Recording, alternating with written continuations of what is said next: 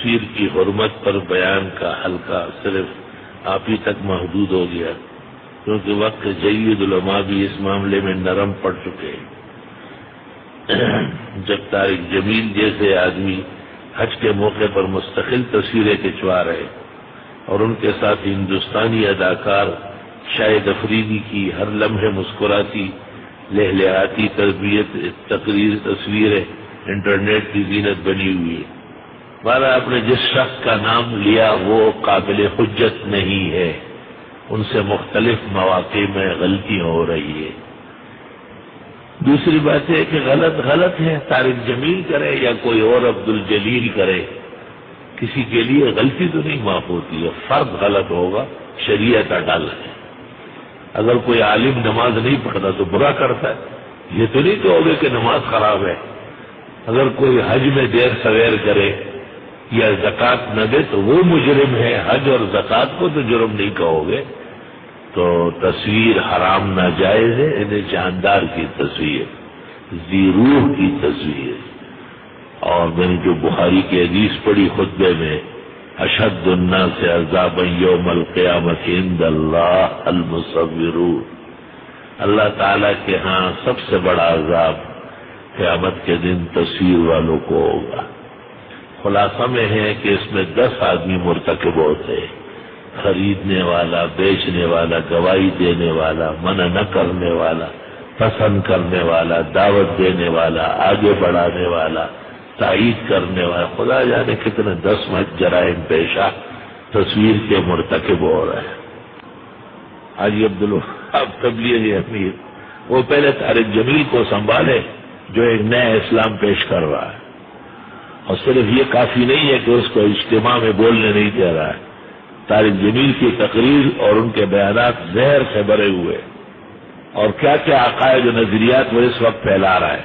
بھائی عبدالوہاب پہلے ایسا عمل کر لے کہ تبلیغ سے ناسور نکل جائے، اور آج جو فضا اور عقائد و اعمال پر اپنوں کے حملے ہو رہے ہیں، خدا تعالیٰ اس سے معاشرے کو پاک فرمائے۔ بعض لوگ یہ سوچے کہ دور حاضر میں جہاد کی ضرورت نہیں، بلکہ جہاد سے مقصود اعلاء کلمت اللہ، یہ مقصد تبلیغ و دعوت سے ہم تبلیغ والوں کے پیچھے پڑتے ہیں۔ یہ مجھے یقین نہیں تھا کہ کوئی ایسا کہتا ہے۔ چند دن پہلے میں نے طارق جمیل کی ایک تقریر سنی، اس سے مجھے بہت افسوس ہوا کہ یہ مدرسے کا پڑھا ہوا ہے، عالم ہے، اور یہ اس طرح درو گوئی پر آمادہ ہے۔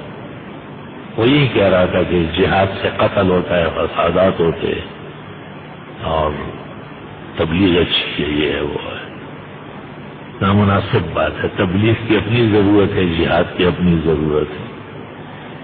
یہ تو ایسا ہی ہے جیسے کوئی گئے کہ آدمی نمازیں پڑھے اور روزہ نہ رکھے، یہ کہے کہ بس نفلیں بہت پڑھو، حج کے لیے مت جاؤ۔ اللہ تعالیٰ اسے ہدایت دے۔ یہ باتیں محمد احمد باول پوری کرتا تھا، علماء دین بڑے ناراض تھے ان سے، اب اسی کی ٹریننگ میں اس نے بھی یہ باتیں شروع کر لی، اور بالکل صاف صاف ایسا لگتا ہے کہ کچھ سالوں بعد بدر، احد، خندق کو بھی یہ غلط کہیں گے کہ یہ معاذ اللہ، استغفر اللہ، غلط ہوا ہے، اعوذ باللہ من الشیطان الرجیم۔ بہرحال میں بہت افسوس کرتا ہوں کہ اور کو اور اپنوں کا رد بھی شروع کرنا پڑ رہا ہے، مجھے بڑا دکھ ہے اس میں، لیکن مداہنت مجھے نہیں آتی، جب میں اس کی غلط باتیں سنتا ہوں تو رد کرتا ہوں اس کو۔ یہی بات بھی اس نے اسی تقریر میں کہی کہ انبیاء کے بعد کائنات کا سب سے بڑا عالم حضرت علی، یہ خالص رزق ہے، خالص شیعیت ہے اور کچھ بھی نہیں، پوری دنیا میں ایسا جملہ نہیں ملے گا۔ بدر اور خندق آج کل کے جہاد کے لیے دلیل نہیں بن سکتے۔ ہماری مثال سیرت النبی میں بھی نہیں ہے، بلکہ ہماری مثال بنی اسرائیل کی ہے کہ فرعون نے موسیٰ جیسے ذی القدر پیغمبر کے سامنے بچے ذبح کیے، موسیٰ نے کوئی جہاد نہیں کیا۔ کیا یہ باتیں شرائط کی روح سے، شریعت کی روح سے درست ہے؟ ایسی باتیں خطرناک ہیں۔ طارق جمیل آج کے لیے باتیں خطر رہتا ہے، بہت ناموزون باتیں ہیں، مجھے ڈر ہے کہ ایمان سلب نہ ہوا۔ جہادی کشمیر، عراق، فلسطین میں مسلمانوں پر اس وقت فرض ہو چکا ہے، تفصیل کے ساتھ جواب۔ سب مسلمانوں پر اپنے بصحت کے مطابق فرض ہے۔ گزشتہ جمعہ طارق جمیل نے اپنے وعظ میں کہا کہ لوگ فتویٰ بازی میں لگے ہیں، کہ تبلیغ مستحب ہے یا سنت فرض کفایہ.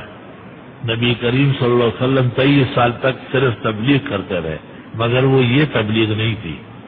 اس میں بدر، احد، خندق، حدیبیہ، فتح مکہ، حنین، تبوک شامل تھے، جبکہ یہ گرم جگہ پر پاؤں نہیں رکھتے، اس سے پہلے سے بوٹ پہن کے بھاگ جاتے. یہ تبلیغ صرف ہمارے بزرگوں نے اسلام سیکھنے کے لیے اور تفصیلی دین جاننے کے لیے ایک مشق رکھی ہے. یہ اصل تبلیغ نہیں ہے، یہ رسم تبلیغ ہے. اصل تبلیغ میں قرآن کریم میں ہے جہاد فرض ہوتا ہے. اور طارق جمیل کون سی تبلیغ کر رہا ہے؟ اس کی تبلیغ تو خود تبلیغ والے اس سے توبہ گار ہو چکے اور پناہ مانگتے ہیں اس سے. اصل میں فتویٰ حکم شرعی ہے.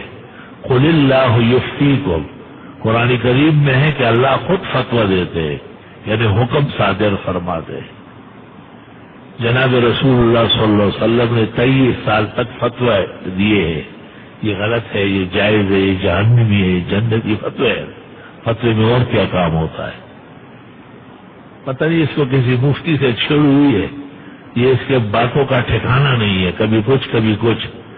بعض مفتیان کو پتہ چلا ہے اس کی باتوں کا تو وہ اس کا تعاقب کر رہے، اس لیے یہ فتوے سے پریشان ہے. پوچھا ہے کیا یہ واقعہ ٹھیک ہے کہ ایک بوڑھیا آپ پر کچرا پھینکتی تھی اور پھر جب اس نے کچرا پھینکنا چھوڑ دیا تو آپ اس کی عیادت کرنے گئے، پھر وہ مسلمان ہو گئی؟ اگر یہ واقعہ صحیح ہے تو دوبارہ بیان کروں. نہیں، مجھے تو معلوم نہیں ہے کہ کون سا ہے. اور طارق جمیل جو ہے وہ اس قسم کے خوبت کو لڑا رہا ہے آج کل لگا ہوا،